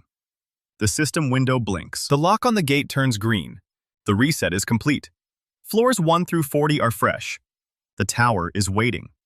Jun-ho puts his hand on the gate. Ha-eun puts her hand on top of his. Min-seo, after a second, adds his. And then Jun-ho pushes the gate open. The party steps through. Floor 1 is a forest of iron trees under a red sky. A short distance ahead, a pack of dire wolves is already sniffing the air, catching their scent. The beasts turn. Growl. Jun-ho's mana pool is at 38%. His ribs are still cracked. His hands are still bandaged. His mentor is dead. His progress is gone. He looks at the wolves, and he smiles. He says he's been waiting to hit something. And then our boy launches forward. The first wolf doesn't even have time to howl. Jun-ho's fist takes it in the jaw, and the beast goes spinning into an iron tree. The trunk rings like a bell. The other wolves scatter, regroup, snarl. Ha-eun is already channeling. Her healing magic wraps around Jun-ho, not to heal, he doesn't need it yet, but to stabilize. To smooth the edges of his cracked ribs so he can move without pain. Min-seo flanks left, drawing 2 wolves away from the pack, his fried channels forcing him to rely on footwork and a short blade instead of mana amplification. They fight. It's not fast. It's not clean. It's 3 hunters running on fumes, grief and spite, tearing through floor 1 like they've got something to prove. Because they do. The last wolf falls. Jun-ho's knuckles are bleeding. The system chimes with a clear notification, and for the first time since Yeonwoo's body hit the white floor, Jun-ho lets himself breathe. He looks at the forward gate. It's already open. Floor 2, waiting. He says they're not stopping. Ha-eun says she knows. Min-seo says he'd be disappointed if they did. And so, Jun-ho's party walks through the gate to floor 2. No rest. No safe zone. Just 3 hunters climbing from the bottom of the tower, carrying the weight of a dead mentor and the fury of a stolen climb. The administrator is watching. Jun-ho knows it. He can feel the white mask in every system window, in every clear notification, in every lock that opens a second too late. The administrator is waiting to see what he does next. Here's what he does. He keeps climbing. Floor 2. Floor 3. Floor 4. They don't pause between floors. They don't hesitate. The bosses are weak compared to what they've faced before. Floor 2's Alpha Wolf falls to a single amplified punch. Floor 3's giant bats get torn apart by Jun-ho's pressure wave. Floor 4's stone serpent shatters under a grapple and a twist that Jun-ho learned from watching Yeonwoo fight the Mirror Knight. Every floor he clears, he thinks about the lesson. Sacrifice is about choosing what you're willing to lose. Yeonwoo chose Jun-ho's future over his own power. He chose to die so Jun-ho could keep climbing. Jun-ho is going to make sure that choice isn't wasted. They clear floor 5 at dawn, or what passes for dawn inside the tower. The red sky lightening to a pale orange. The iron trees casting long shadows across the battlefield. The boss, a giant scorpion thing with a stinger the size of a spear, is reduced to a smear on the rocks. Jun-ho's mana is at 22%. Ha-eun is running on fumes. Her healing is down to emergency-only output, her hands raw and blisters. Min-seo's channels are starting to recover, but he's been fighting without amplification for hours, relying on positioning and timing, and the kind of instincts most hunters don't develop until they're 30. Jun-ho looks at his party. 2 people who followed him into hell and watched him lose everything, and are still standing beside him. He tells them to rest. Ha-eun says she can keep going. Min-seo says the same thing. Jun-ho says he knows they can, but they're not going to win by burning out. Yeonwoo's lesson wasn't just about sacrifice. It was about choosing what matters. And what matters right now is that his party survives long enough to see the top of the tower. So they rest. 20 minutes in the safe zone that flickers into existence after floor 5. Enough time for Ha-eun to wrap her hands and drink a mana potion. Enough time for Min-seo to close his eyes and let his channels tick back toward functionality. Enough time for Jun-ho to sit with his back against an iron tree and stare at the ceiling and think about the white void that's waiting for him at the top. The administrator's voice doesn't come. No white windows, no offers, no threats, just silence. And somehow, that's worse, because it means the administrator isn't done. It means whatever comes next is going to be worse than a rollback, worse than a tailored boss, worse than watching a mentor die. Jun-ho doesn't know what it is yet, but he's going to find out. And when he does, he's going to make the administrator regret ever flagging him for observation. The party rises. The safe zone dissolves. The gate to floor 6 opens. Jun-ho walks through it first. He doesn't look back. Floor 6 is a graveyard. Iron trees stretch to a red sky, their trunks twisted into shapes that almost look like bodies. Jun-ho steps through the gate first. His ribs ache with every breath. His knuckles are still raw from the wolves on floor 5. He doesn't care. Behind him, Ha-eun and Min-seo follow, their footsteps the only sound in the dead forest. Min-seo's channels are still fried. He's been fighting without amplification for hours now, relying on instincts most hunters don't develop until they're 30. Ha-eun's hands are wrapped in bandages she tore from her own sleeve. Her healing output is down to emergency only. They're a wreck of a party, and they're still climbing. Jun-ho scans the tree line. Nothing moves. That's what worries him. First 5 floors threw everything at them the second they walked through the gate. Wolves, bats, serpents, scorpions. The tower doesn't believe in warm-ups. Floor 6 should be no different. So where's the welcome party? He takes a step forward. The ground shifts under his boot. Not dirt. Metal. A pressure plate, perfectly concealed under a layer of iron leaves. Jun-ho has about half a second to react. He shoves Ha-eun backward and grabs Min-seo by the collar. Then the world explodes. A geyser of blue fire erupts from the plate, roaring skyward in a column hot enough to melt steel. Jun-ho lands hard on his shoulder, Min-seo tangled beside him. Ha-eun is already scrambling to her feet, her hands glowing faint green as she checks for injuries. Nobody's dead. That's the good news. The bad news is everything else. The fire column fades, and the forest comes alive. Constructs rise from the iron trees, not the adaptive metal things from floor 16. These are different. They're made of bone. White, polished, smooth as porcelain. Each one is shaped like a human skeleton, but stretched and warped until the proportions are wrong. Arms too long, fingers too many. Rib cages that open and close like mouths. Jun-ho counts 12 of them. They move in perfect silence. No footsteps, no breathing, just the soft click of bone joints rotating in their sockets. Min-seo pushes himself up, a cut bleeding above his eye. He asks what the hell those things are. Jun-ho doesn't answer. He's too busy watching the constructs form a circle. They're not attacking, they're waiting. And then the biggest one steps forward. It's taller than the others, its skull elongated into something almost equine. Its empty eye sockets fix on Jun-ho, and it speaks. The voice is dry, scraping, like stones rubbed together. It says the anomaly has been located. It says the administrator sends his regards. Jun-ho's blood goes cold. These aren't floor constructs. They're enforcers, sent directly by the white-masked bastard to hunt him down. Ha-hoon's hands flare brighter. She's already channeling, pushing her remaining mana into a barrier that shimmers around the three of them. It won't hold long. Her reserves are too low. Jun-ho knows it. She knows it. The constructs know it. The lead skeleton tilts its head, a gesture that's almost curious. Surrender the power. Revoke the anomaly. Climb normally or don't climb at all.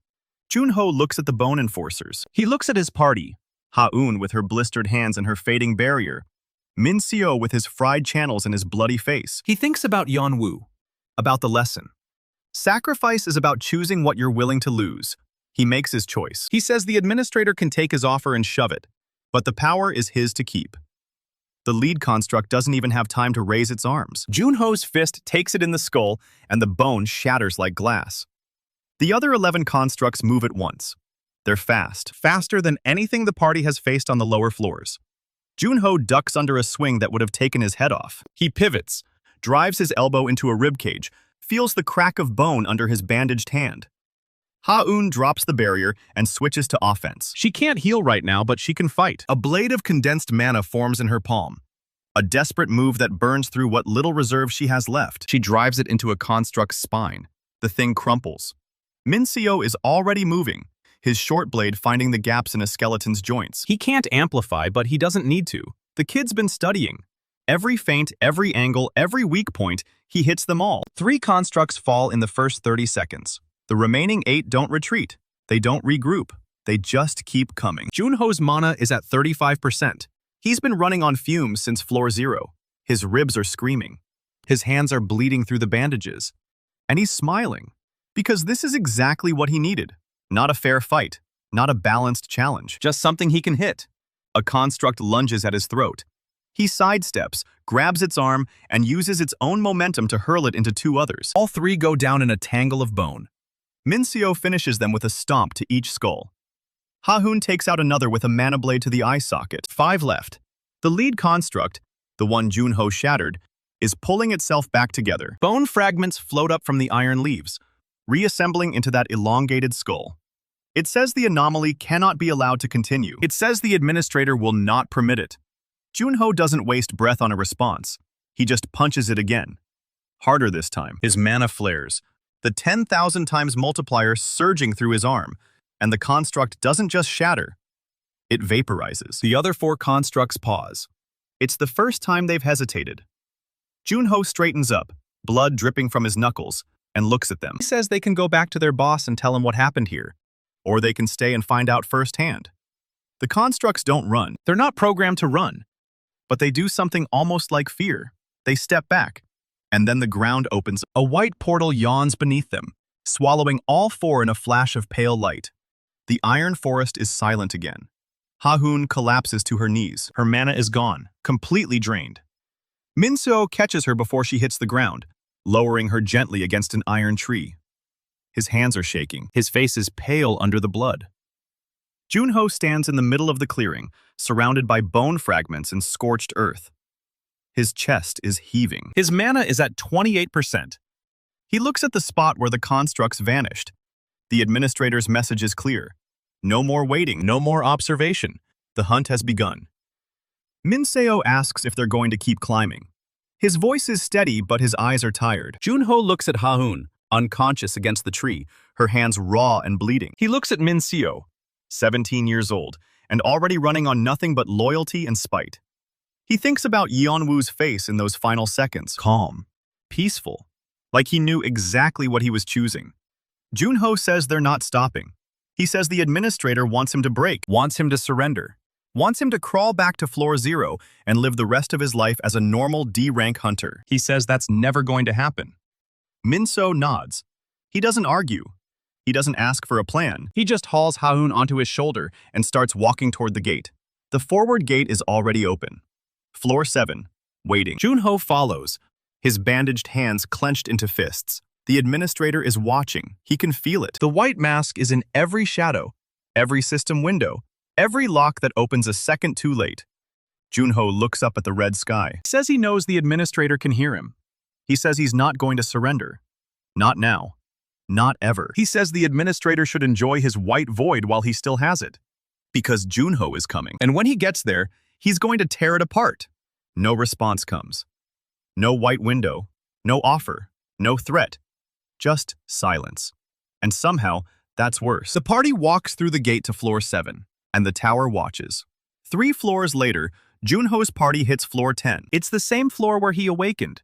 The same room where his old party died. The same walls he shattered with one punch. Only now, the room is different. The walls are repaired. The floor is smooth.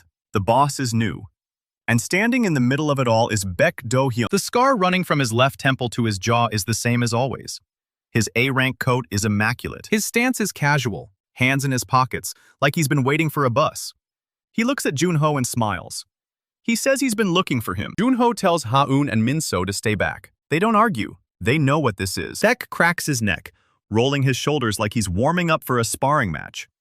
He says the administrator sent the bone enforcers as a warning. He says Jun-ho didn't listen, so now they're sending him. Jun-ho asks if Baek is here to fight or to talk. Baek's smile doesn't waver. He says he's here to do both. He says he's been studying Jun-ho's power. Ever since their fight at the association, he's been running the numbers, analyzing the patterns, figuring out exactly how the mana multiplication works. He says he can copy any power. That's his ability. But Jun-ho's power is different. It's not just a technique or a spell. It's a permanent alteration, a complete restructuring of the mana channels. Baek says he's been practicing, and then he activates his copy. The air in the room changes. Baek's mana signature shifts, warps, bends itself into the exact same shape as Jun-ho's. The 10,000 times multiplier snaps into place. Baek's eyes widen. He says it feels incredible, like holding a star in his chest. Jun-ho doesn't wait for him to finish appreciating it. He closes the distance in 2 steps and throws a punch. Baek blocks it. The impact shatters the floor under their feet.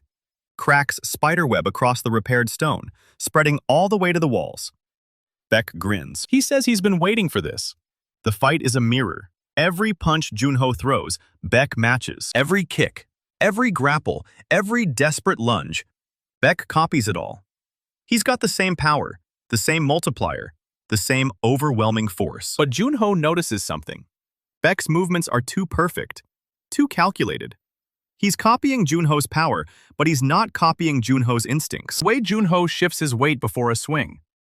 The way he feints left before going right. The way he reads an opponent's balance and strikes the exact moment it breaks.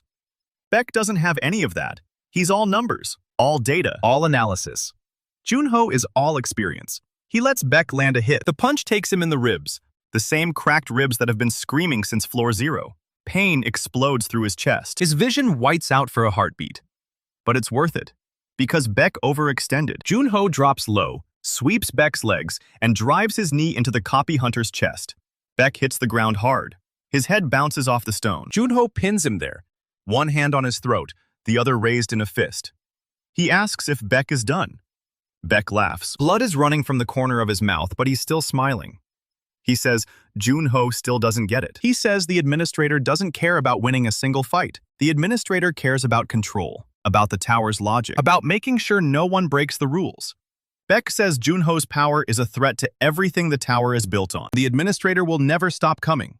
He says every floor, every boss, every construct, they'll all be designed to kill Jun-ho specifically. No more fair fights, no more balanced challenges, just a meat grinder tuned to one man's destruction. Jun-ho looks down at Baek. His mana is at 20%. His ribs are on fire. His hands are soaked in blood. He asks if Baek is done talking. Baek's smile finally fades. He says he's trying to warn Jun-ho. He says the administrator already killed one hunter with this power. He says Yeon-woo wasn't the first, and he won't be the last. Jun-ho's fist tightens. He says he knows about Yeon-woo. He says he watched him die. He says he's not going to let that sacrifice be wasted. Baek looks at him for a long moment. Then he nods. He says that's what he needed to hear. Taps the floor twice. A white portal opens beneath him, swallowing him whole. The last thing Jun-ho sees before the portal closes is Baek's face. Not smiling anymore, just tired. Like a man who's been running from something for a very long time.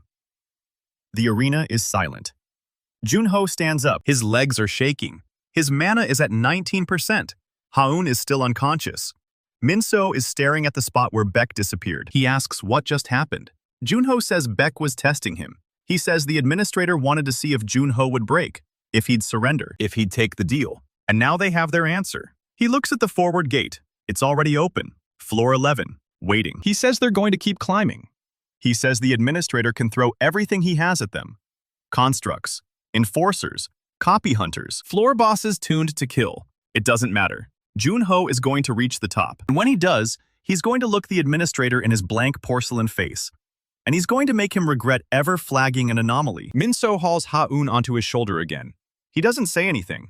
He doesn't need to. The look in his eyes says everything. They walk through the gate. The tower watches. And somewhere in a white void, the administrator sits on his obsidian chair. His mask is unreadable, but his fingers are drumming on the armrest. For the first time in centuries, he looks uncertain. And that's exactly what Jun-ho wants. The world doesn't end with a bang. It ends with a notification. Every hunter on every floor sees it at the same time. A gold system window, the administrator's personal color, flickers into existence in front of their faces. The text is simple, clinical, like a weather report. Floors 1 through 40 are being reset. All progress, all cleared gates, all slain bosses, erased. Message hangs there for 3 seconds. Long enough to read, long enough to understand. Then it vanishes, and the tower starts screaming. Not literally, but the mana in the air shifts, warps, collapses in on itself. Every gate on every cleared floor slams shut and then creaks back open. Every boss that ever fell rises again, rebuilt from the tower's memory. Every hunter who spent years grinding their way to floor 40 gets dumped back at floor 0 like a rookie on their first day. Jun-ho feels it before he sees it. The mana in his chest lurches. His pool drops from 19% to 15% in a single heartbeat. Tower isn't just resetting floors. It's draining the climbers, punishing them. The forward gate to floor 11 flickers and dies, replaced by a flat stone wall covered in gold text. Access revoked. Return to floor 0 for re-evaluation. Ha-eun stirs on Min-seo's shoulder. Her eyes flutter open. She asks what's happening. Her voice is raw. Her hands are still blistered. Min-seo doesn't answer. He's staring at the wall where the gate used to be. His jaw is tight. His fried channels are still sparking with residual pain. Jun-ho says the administrator just declared war. Not on him, on everyone. Across the tower, chaos erupts. In the hunter lounges, on the safe floors, in the guild halls, everywhere, the same scene plays out. Hunters who spent a decade climbing stare at their wrists where their floor-clear marks used to be. The marks are gone. Wiped clean. A C-rank hunter named Park Eun-woo, 42 years old, 8 years of climbing, collapses to her knees on floor 0. She says she was on floor 38. She was 2 floors from retirement. 2 floors from the payout that would have put her kids through college. Now she's back at the bottom, next to a kid who awakened yesterday. They're both at the same starting line. The kid doesn't understand what he lost. Park Eun-woo understands perfectly. She screams at the ceiling. She screams at the administrator. She screams until her voice gives out, and then she just sits there, staring at nothing.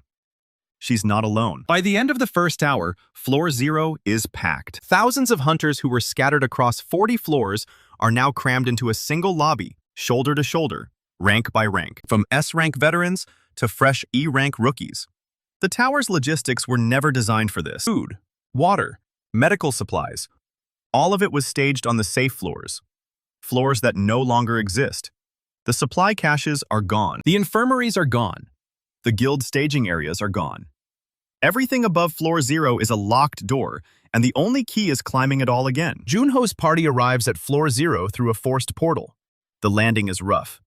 Min-seo stumbles, catches himself on a wall, nearly drops Ha-eun. Jun-ho steadies him with one bandaged hand. His ribs are screaming. His mana is at 14%. He looks up and sees the crowd. Thousands of faces. Some angry, some broken, some already numb. At the center of it all, standing on the raised platform where the administrator's announcements usually project, is Ryu Ji-hye. Her black hair is pulled back in a severe ponytail. Her hunter coat is immaculate. She doesn't look surprised. She looks like someone who's been waiting for this exact moment for a very long time. She raises one hand. The crowd quiets. Not because she has authority. She doesn't. They quiet because she looks like she has answers. And right now, answers are the only currency that matters. She says the administrator has broken the tower's covenant. The compact between climbers and the tower states that progress, once earned, is permanent. The reset clause was theoretical, a threat, a last resort. No administrator in recorded history has ever used it. Jun-ho pushes through the crowd. Ha-eun and Min-seo follow. He stops at the base of the platform and looks up at Ryu Ji-hye. He asks, why now? Ryu Ji-hye looks down at him. Her expression is unreadable. She says the administrator didn't do this to punish the hunters. He did it to isolate one hunter, make every climber in the tower hate one man enough to hand him over. She points at Jun-ho. The crowd turns. Thousands of eyes land on him all at once. Jun-ho doesn't flinch. His ribs are cracked. His hands are bleeding through the bandages. His mana is at 14%, but he doesn't flinch. He asks if she's here to collect the bounty. Ryu Ji-hye smiles. It's not a warm smile. She says she's here to tell him the truth.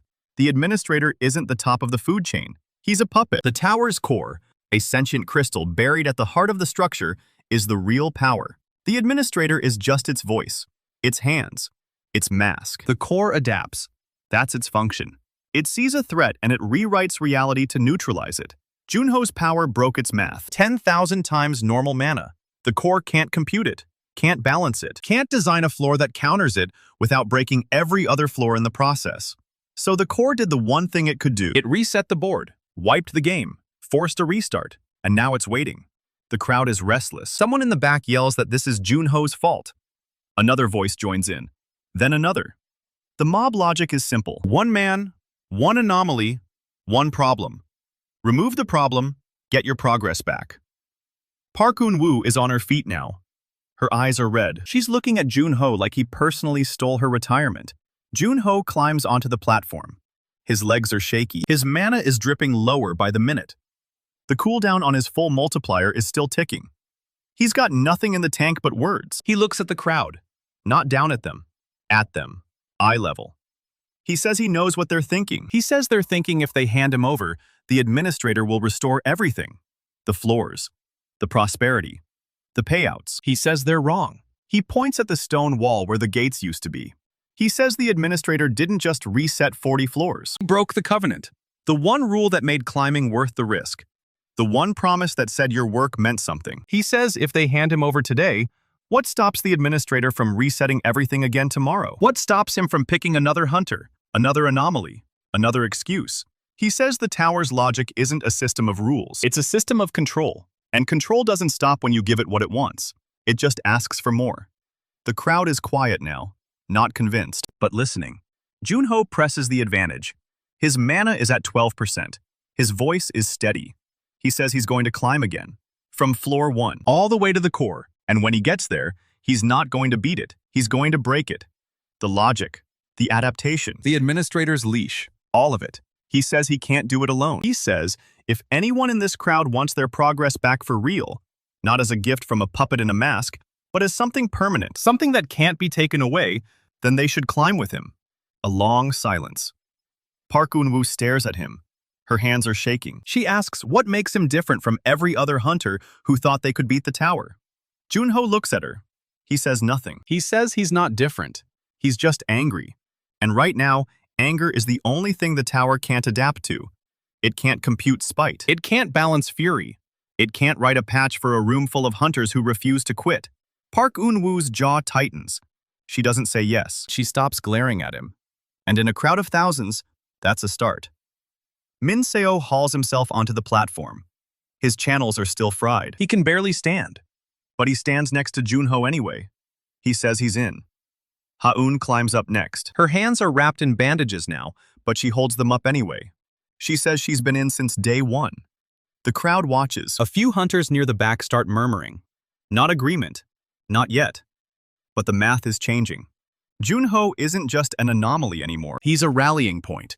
And somewhere deep in the tower, in a white void that no climber has ever seen, the administrator sits on his obsidian chair. His blank porcelain mask reflects the image of the crowd.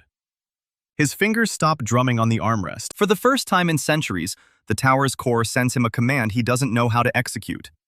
Neutralize the anomaly. He already tried. The anomaly just recruited an army.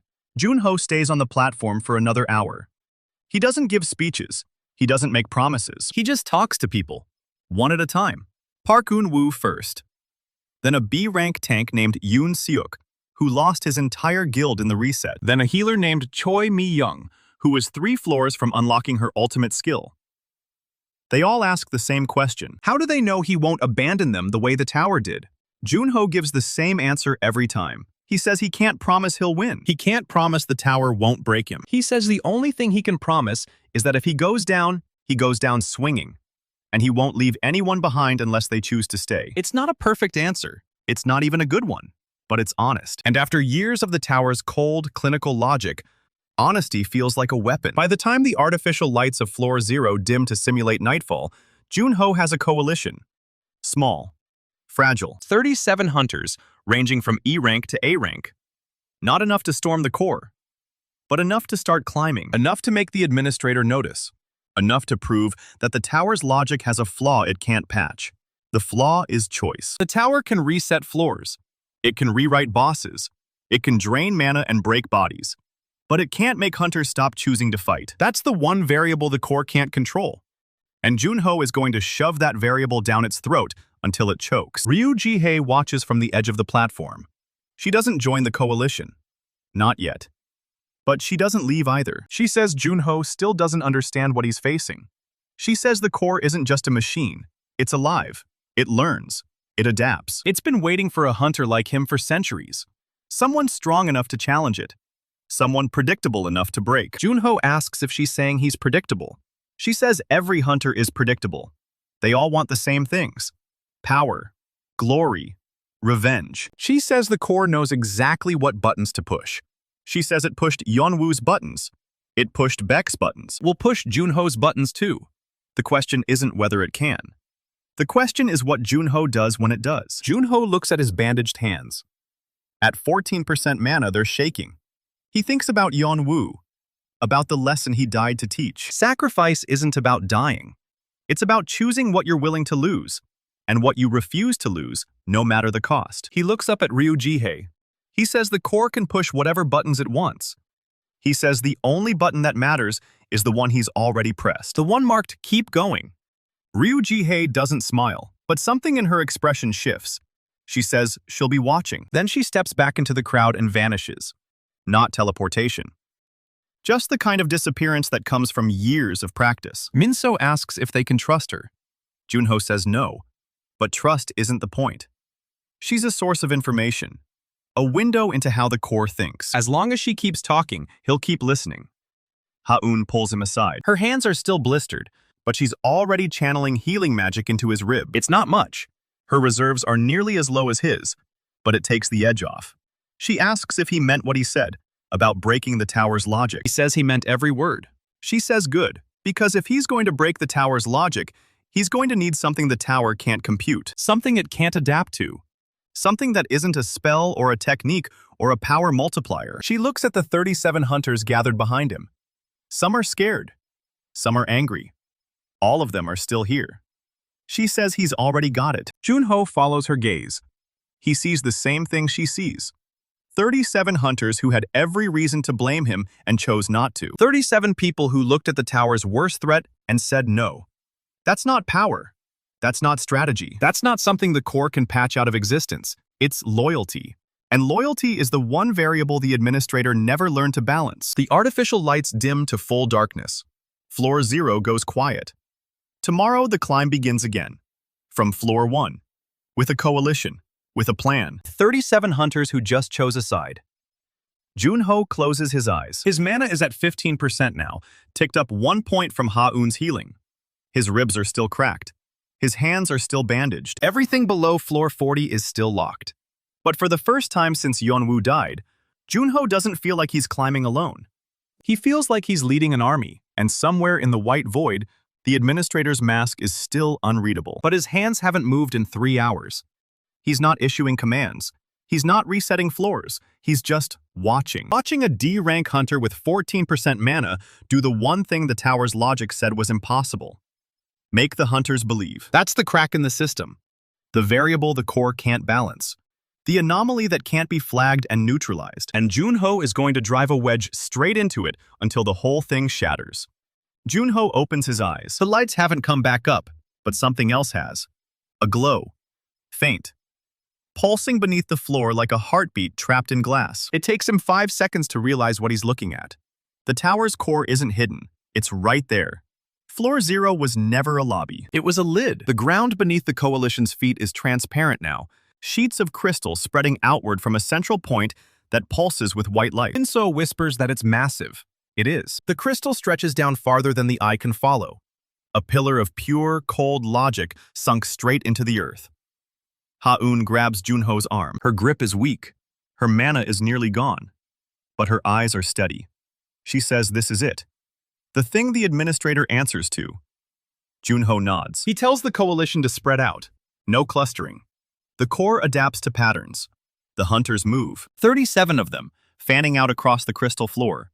And then the core notices them. The pulse changes. Faster now. A rhythm that builds like a machine shifting gears. A sound rolls through floor 0. Not a voice, not a roar, a hum. The kind of hum that gets into your teeth and makes your bones ache. The administrator's voice follows it. He asks if Jun-ho truly believed a coalition of rejects could reach the core. Jun-ho doesn't answer. He's watching the crystal. Specifically, he's watching the veins of light branching through it. They're moving toward him. The administrator says the core has analyzed Jun-ho's power. Every use, every pattern. Every drop of mana expenditure since floor 10. He says the core knows exactly how to neutralize a 10,000 times multiplier. He says Jun-ho has already lost.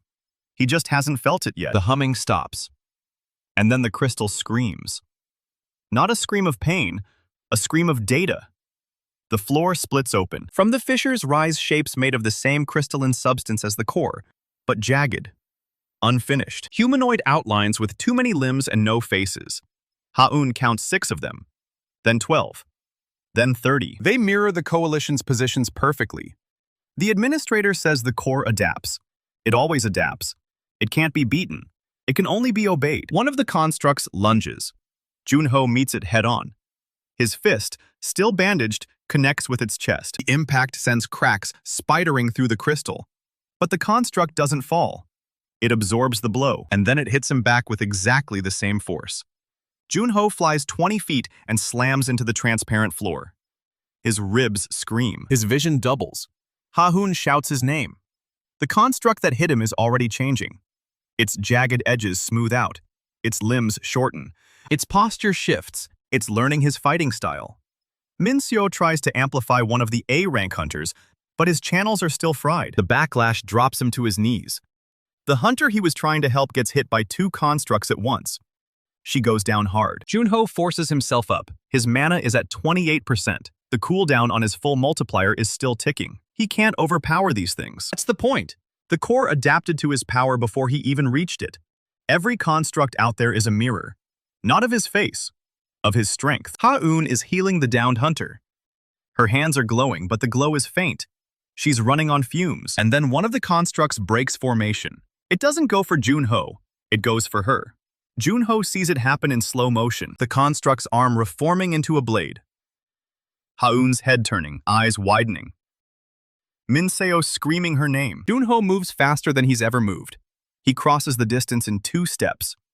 His body is between Ha-eun and the blade, but the construct doesn't swing. It stops. Because that's what he would do. It learned his patterns. And his pattern is always putting himself between the danger and the people he cares about. The administrator says predictable. Every hunter is predictable. Jun-ho's jaw tightens. He says maybe. But he's got news for the core. His pattern changed. Ha-eun's hand presses against his back, not healing him, channeling into him. Every last drop of her mana floods his system. It's not much. Her reserves are shot, but it's enough. Jun-ho's multiplier kicks in. Not the full 10,000. Not even close. He doesn't need it. He needs precision. He doesn't punch the construct. He taps it. One finger, right at the point where its blade arm meets its shoulder. The tap carries exactly enough force to sever the limb. No more. The construct stumbles. Its mirror logic can't process an attack that wasn't at full power. It wasn't designed to counter restraint. Jun-ho hits the next one the same way. A palm strike to the chest that's just strong enough to crack the surface, not shatter it. The construct tries to mirror the force, but the force it reflects is a fraction of what it expected. It overcorrects. Recoil sends it crashing into two others. Seo gets it first. He shouts that the constructs are calibrated for power. They don't know what to do with control. Jun-ho tells the coalition to dial it down. Half strength, quarter strength, whatever it takes to break the mirror. The hunters adjust. The fight shifts. Constructs that were built to absorb 10,000 times strikes are now facing a dozen hunters who are pulling their punches. It's working, but the core notices. The crystal flaring. The administrator's voice cuts through the chaos. He says adaptation is not a single response. It's a process. The constructs stop mimicking. They start thinking. The floor splits again. This time the fissures are wider, deeper. From them rises something that isn't a construct. It's a wave. Pure mana, condensed into liquid light, rolling toward the coalition like a tide. Jun-ho knows what it is before the administrator says it. The core is done playing defense. It's going to drown them in their own reflected power. Ha-eun is already on the ground. Her mana is gone. She can't move. Seo is dragging her back, but he won't make it. The wave is too fast. The hunters are running. Some of them don't make it. The wave hits the first line, and they go down screaming. Not dying. Worse. Their mana is being drained out of them, siphoned into the crystal below. Jun-ho watches it happen, and something in him goes cold. This isn't a fight. It's a harvest. The core didn't adapt to his power. It adapted to all of them. Every hunter in the tower is just a battery, a source of mana to be drained and repurposed. The administrator says the truth is a bitter thing. He says Jun-ho wanted to break the tower's logic. He asks if he understands now. The logic was never about fairness. It was about control. The core controls everything. The floors, the bosses, the hunters. And now it controls the coalition. Jun-ho looks at Ha-eun. She's pale, barely conscious. Her healing magic is flickering, trying to keep her alive. But there's nothing left to fuel it. Seo is still trying to amplify. His channels are shredded. Blood is running from his nose. He doesn't stop. Jun-ho thinks about Yeonwoo, about the lesson he died to teach. Sacrifice isn't about dying. It's about choosing what you're willing to lose. Jun-ho has been trying to keep everything. His power, his friends, his coalition, his promise. But the core can adapt to power. It can adapt to strategy. It can't adapt to something it doesn't understand. It can't adapt to someone who isn't trying to win. Jun-ho walks toward the core, not running, not charging, just walking. The administrator asks what he's doing. Jun-ho doesn't answer. He reaches the edge of the fissure. The wave of liquid mana is still rolling toward the coalition, but it's slowing. The core is redirecting its attention to him. Good. Jun-ho kneels. He presses both hands flat against the crystal floor, and he activates the 10,000 times multiplier. Every drop of mana in his body surges. 28% becomes a flood. The crystal beneath him lights up like a star, but he doesn't attack. He just holds it. All that power channeling directly into the core, not to destroy it, to overload it. The administrator's voice spikes. He says Jun-ho doesn't have enough mana to burn out the core. Jun-ho knows. He's not trying to burn it out. He's giving it exactly what it wants. Core was built to absorb mana. It's a sponge, a bottomless pit. It's been draining hunters for centuries, but it's never been fed 10,000 times normal mana from a hunter who wants to give it. The core can't refuse. The intake is automatic. The more Jun-ho feeds it, the more it takes. And the more it takes, the less it can focus on anything else. The wave of liquid mana reverses. It flows backward, toward the core. The constructs freeze in place. Their crystalline bodies flicker. Seo realizes what Jun-ho is doing. He screams his name. Jun-ho doesn't stop. His mana is dropping fast now. 20%, 15, 10. The core is glowing. The pulse is so bright it hurts to look at. But the core isn't adapting. It can't. It's too busy processing the flood of mana. Jun-ho is giving it everything, And everything is more than it was designed to hold. The administrator's voice becomes static. He says the core's capacity is not infinite. He says this will destroy both of them. Jun-ho says good. Because the core isn't the only thing breaking. The tower's logic is a system. A closed loop. Mana in, mana out. Control in, control out. But Jun-ho isn't playing by the system's rules. He's not trying to beat the core. He's not trying to survive. He's trying to make the core beat itself. The crystal begins to crack. Not from the outside, from the inside. The veins of light are spreading too fast. The core's intake can't keep up with the flow. It's choking on its own logic. Ha-eun opens her eyes. She whispers Jun-ho's name. His mana is at 5%. His vision is going black at the edges. But he doesn't let go. He thinks about Yeonwoo's final lesson. Sacrifice is about choosing what you're willing to lose. Jun-ho is willing to lose his power. Every last drop of it. He's willing to lose the thing that made him special. Because the tower's logic said power was the only thing that mattered. It said hunters were just mana pools with legs. It said the only way to climb was to be strong. Jun-ho is about to prove it wrong. He activates the multiplier one last time. Not to attack. Not to defend. Just to give. The core takes it. It can't help itself. And then the floor shatters. Not a crack. Not a fissure. A full, cataclysmic collapse. The crystal splits from the center outward, shards flying in every direction. The constructs shriek. Their bodies dissolve into static. The wave of liquid mana evaporates. The administrator's voice cuts out mid-sentence. And Jun-ho falls. Into the white void. Into the heart of the core. Into the place where the tower's logic was born. He hits the ground. It's solid. A platform of pure light. Suspended in nothing. In front of him is the administrator. Not a projection. Not a voice. The real thing. Sitting in an obsidian chair, wearing a blank porcelain mask. The administrator says Jun-ho has done something remarkable. He says the core is damaged. Not destroyed, but damaged. He says no hunter has ever done that before. Jun-ho stands up. His mana is at 0. He has nothing left. He asks if the administrator is going to kill him. The administrator tilts his head. He says killing Jun-ho was never the goal. The goal was control. The goal was order. He says the tower was designed to be a perfect system, a machine for testing humanity. Every variable accounted for, every outcome predicted. And then, Jun-ho broke the math. The administrator stands. He walks toward Jun-ho, each step echoing in the void. He says the offer still stands. Surrender the power. Revoke the anomaly. Become part of the system again. Jun-ho looks at him. He says no. The administrator stops. He asks if Jun-ho understands what refusal means. The core will repair itself.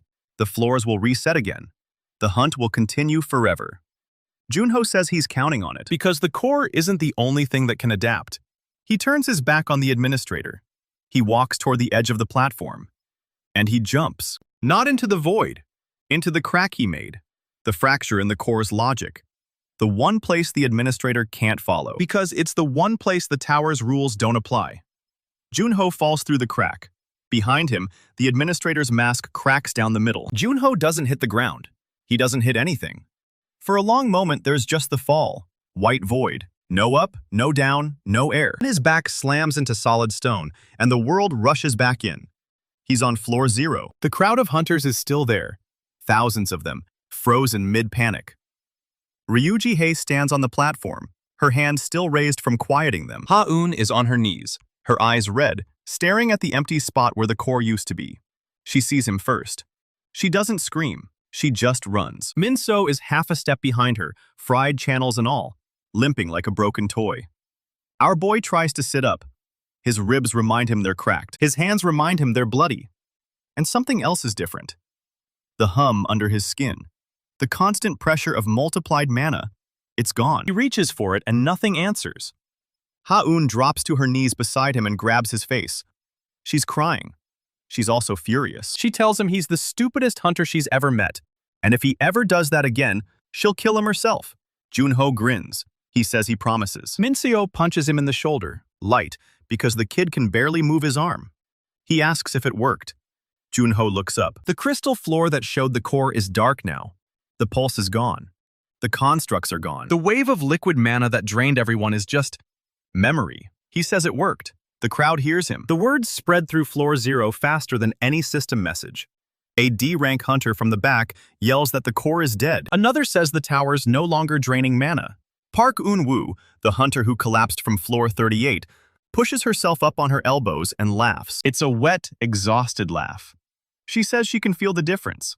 The weight that was always there is lifted. Yoon-suk cups his hands around his mouth and shouts Jun-ho's name. Someone else picks it up, then another, and another. Soon the whole floor is chanting it. Jun-ho doesn't know what to do with his face. Ha-hoon helps him stand. His legs are rubber, and Min-seo has to brace him from the other side. Ryuji-hae lowers her hand. She watches the chaos with that unreadable expression, but there's something different in her eyes now. Something almost warm. She walks over and asks if he has any idea what he's just done. He says he thinks he broke a couple of ribs. She says, "No, you broke the tower." Her lips twitch. Almost a smile. She says the administrator's control over the core is severed.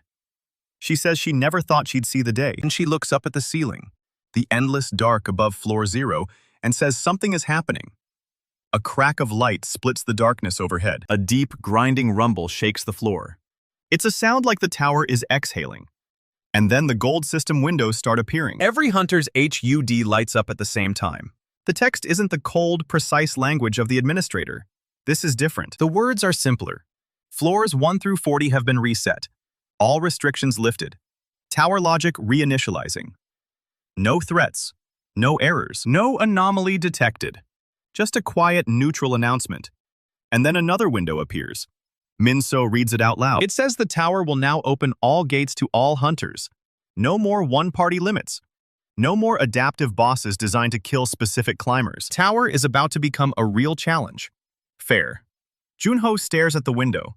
He asks Ha-hoon if she sees it too. She squeezes his arm and says yes. The ground rumbles again. This time, it's not a crack in the sky. It's the tower itself growing. New floors above floor 0. The ceiling opens up into an impossible vista of crystal staircases and floating platforms and gates made of light. The hunters stare. They've never seen the tower build itself. Ryuji-hae says the core is regrowing, but she says it's different now. Without the administrator's logic, it's building something new. Jun-ho watches the stairs appear. He watches the first gate, a shimmering portal, blink into existence above them.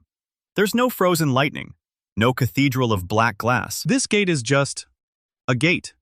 Simple, clean. He says he wants to climb it. Ha-hoon laughs. She says he can't even stand. He says he doesn't need to stand right this second. Give him a minute. Min-seo says he's in. Even with fried channels, he's in. Ha-hoon rolls her eyes and says she's obviously in. Someone has to keep these two idiots alive. The three of them look at the new tower. Behind them, the coalition is still chanting, still celebrating, still processing that they're free. Yoon-suk climbs up onto the platform and raises Jun-ho's good hand like a prize fighter. The crowd roars. Jun-ho's face goes red. He tells Yoon-suk to put his arm down before he dislocates his shoulder. Yoon-suk grins and does it anyway. Choi Mi-young, the healer, shoves through the crowd and starts fussing over Ha-hoon's hands, then Min-seo's nose, then Jun-ho's everything. She tells them they're all a mess. She also says she's never been prouder. The tower keeps growing. Staircase after staircase, gate after gate. Hunters who lost years of progress stand together and watch. Some of them cry. Some of them just sit down, exhausted. And a few, the brave ones, start walking toward the new stairs. Jun-ho sees them. He watches a young E-rank hunter, maybe 16, take the first step. The kid's hand is shaking, but he climbs. Jun-ho smiles. That's the real victory, he thinks. Not breaking the core, not defeating the administrator. Watching someone climb because they want to, not because the system forced them, not because they had something to prove, because the tower is finally what it always should have been.